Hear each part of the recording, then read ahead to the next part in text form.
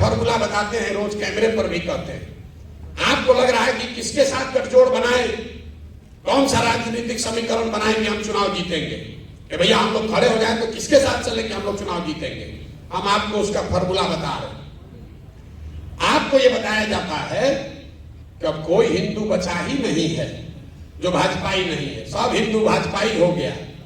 MY समीकरण किसी शख्स ने बताया, MY समीकरण है, लेकिन उसका ऑर्डर बदल गया, YM हो गया।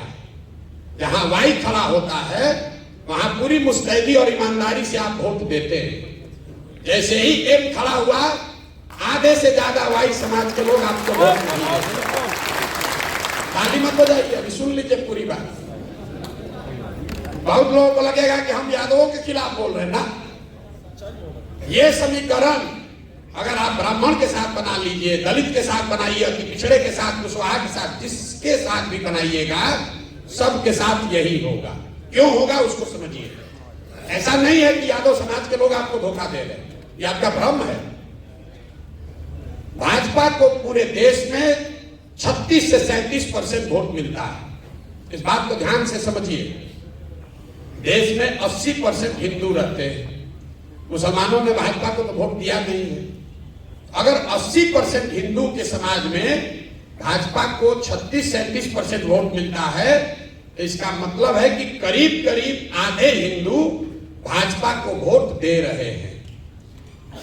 आधा हिंदू भाजपा को वोट दे रहा है। 80 में आधा देगा तो 40% हुआ, उससे थोड़ा कम ही, चूंकि भाजपा पूरे देश के हर सीट में नहीं लड़ती है, तो जिन सीटों पे वो लड़ते हैं वहां आधा हिंदू उनको वोट देता है।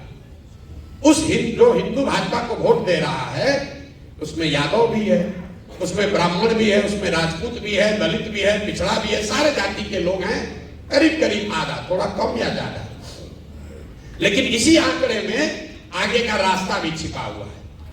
आधा हिंदू अभी भी इस देश में ऐसा है जो भाजपा को वोट नहीं देता है। आपको सिर्फ इतना ही पहचानना है कि कौन हिंदू है जो भाजपा को वोट नहीं दे रहा है। आप उसको यादव के नजर से देख रहे हैं, ब्राह्मण की नजर से देख रहे हैं, कुशवाहा की नजर से देख रहे हैं। हम उसको कह रहे हैं कि नहीं, उसको विचारधारा के हिसाब से देखो। क्यों? यादव आधा आपके खिलाफ क्यों वोट देता है? इसलिए देता है कि वो विचारधारा के आधार पर भाजपा के साथ है। तो जब वो खड़ा होता है तब तो आप उसको वोट देते हैं, लेकिन जब आप खड़े होते हैं तो हिंदू मुस्लिम के आधार पर आधा आदमी वोट दे देता है भाजपा को। इसी में आपका आगे का रास्ता छिपा हुआ है। 4 विचारधारा के मानने वाले हिंदू, वो चाहे किसी जाति के हो, वो आज भी भाजपा से इत्तेफाक नहीं रखते हैं, भाजपा को वोट नहीं देते हैं। जो गांधी के विचारधारा को मानने वाला हिंदू है वो आज की भाजपा के साथ नहीं चल रहा है। जो बाबा साहब अंबेडकर को मानने वाला हिंदू है वो भी हिंदू आज भाजपा के साथ पूरी तरीके से नहीं है। जो कम्युनिस्ट विचारधारा के मानने वाले हिंदू हैं वो भी लोग भाजपा के साथ नहीं हैं। और जो समाजवाद के लोहिया जयप्रकाश को मानने वाले लोग हैं वो भी भाजपा के साथ नहीं है। तो आपको करना बस इतना है कि विचारधारा के आधार पर जो चार विचारधारा के मानने वाले हिंदू हैं, जो कि आधा हिंदू समाज है, उनके साथ अगर 20% मुसलमान सामाजिक राजनीतिक गठजोड़ बना ले तो 40 और 20 आप हुए 60 और भाजपा हुई 40। यही जन स्वराज के राजनीतिक सोच का आधार है, जो डेटा पर आधारित है, अनुभव पर आधारित है। इसको हमने 10 राज्यों में करके दिखाया है। और इसी में आपको फर्क दिखेगा कि जो ओवैसी साहब बता रहे हैं और हम बता रहे हैं, इसमें फर्क क्या है। कई बार लड़के कहते हैं कि आप भी तो वही कह रहे हैं, मुसलमानों के हक की बात कह रहे हैं कि मुसलमान अपने हक हकूक के लिए खड़ा हो। अभी विधायक जी ने भी कहा कि सब मुसलमान इकट्ठा हो जाओ। ओवैसी साहब जो कह रहे हैं और जन स्वराज जो कह रहा है, यही उसमें फर्क है। हम मुसलमानों को इकट्ठा होने के लिए नहीं कह रहे हैं, हम ये कह रहे हैं कि मुसलमानों को उन हिंदुओं के साथ इकट्ठा होना है जो विचारधारा के आधार पर भाजपा के खिलाफ है। अगर सिर्फ मुसलमानों को इकट्ठा कीजिएगा जो ओवैसी साहब बता रहे हैं, तो यही बात तो भाजपा चाहती है कि आप सिर्फ 20% इकट्ठा हो जाइए। ताकि बाकी का 80 एक साथ हो जाए। तो फार्मूला यहां है। और क्यों गांधी का पिक्चर इसमें लगा हुआ है? हम कोई काम ऐसा नहीं करते हैं जिसका पहले से प्रमाण ना हो।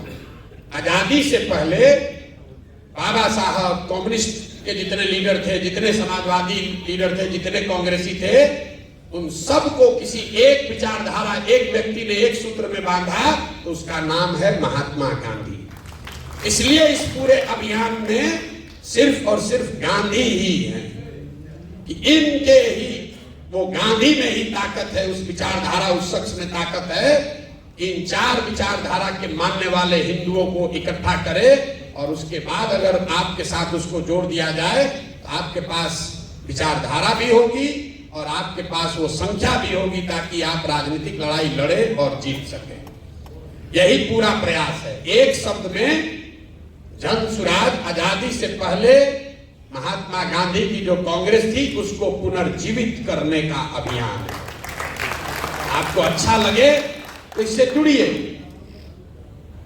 लोग कहता है इन पर भरोसा कैसे करें? बिल्कुल मेरे पर भरोसा मत कीजिए।